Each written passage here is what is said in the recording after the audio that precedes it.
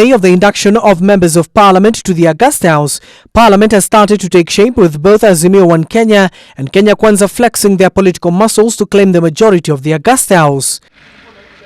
But a point of concern for both the newly elected and those making a comeback is the recent declaration of the Supreme Court that the Constituency Development Fund is unconstitutional. First of all, we need to clarify the issue of CDF because according to me, what Supreme Court ruled against was the 2013 law and not the 2015 NGCDF. But we as NGCDF, we are in court, in the High Court.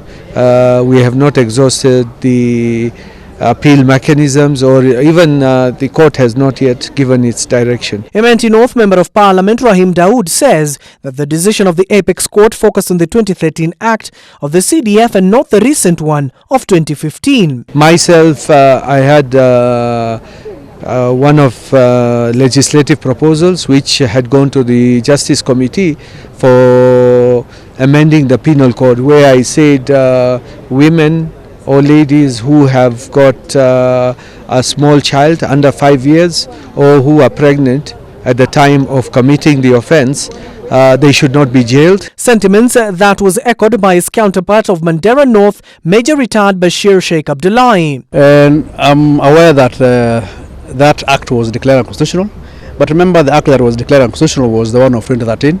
I know there is also appeals on the courts. Nothing is yet finalized, so we also wait to see what the appeals court does. If it's upheld, yes, we'll continue with the same. If it's not upheld, of course, then we will have to lobby more, especially from the county government and the national government, which I also represent. The Northeastern legislator says that the move by Martha Koome-led bench has seen the August House seeking a reprieve at the corridors of justice once more. Remember, CDF touches the lives of people on the ground, so I think we'll fight it tooth and nail to ensure that it's not we win in this case, especially at the appeals court. But people on the ground, especially the people I represent, know that CDF does a lot for them, and it's mostly the most important thing that is visible on the ground. Moreover, the new legislators who have also continued to trickle in today are seeking to achieve what they promised the electorate during their campaigns that propelled them to their current status. Among them is Kiambaa Member of Parliament John Njuguna, Elijah Njoroge of Gatundu North, former Al Jazeera journalist Mohamed Ado, who is currently the Wajir South Member of Parliament, and Abraham Kirwa, Member of Parliament Mosop. Their livelihood, the cost of living has been so high on our nation, so therefore these bursary funds come as a reliever to some of those parents, and also to make sure that some of those students are able to see the school's door. Some could not have managed to go to high school, but because of the bursary and the NGCDF funds that we normally receive from the national government, we are able to allocate some fund to make sure that we educate those children. Because we don't have such, and the people are waiting for me to deliver, and I'm going to deliver.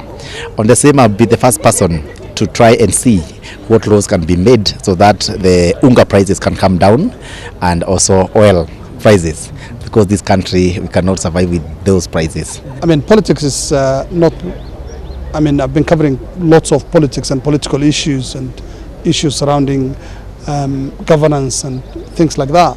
So it won't be a totally new career for me as a person, but it's a totally different ball game when it comes to Kenyan politics. I want to really, one is truly to bring some few policies that address the issues of the youth.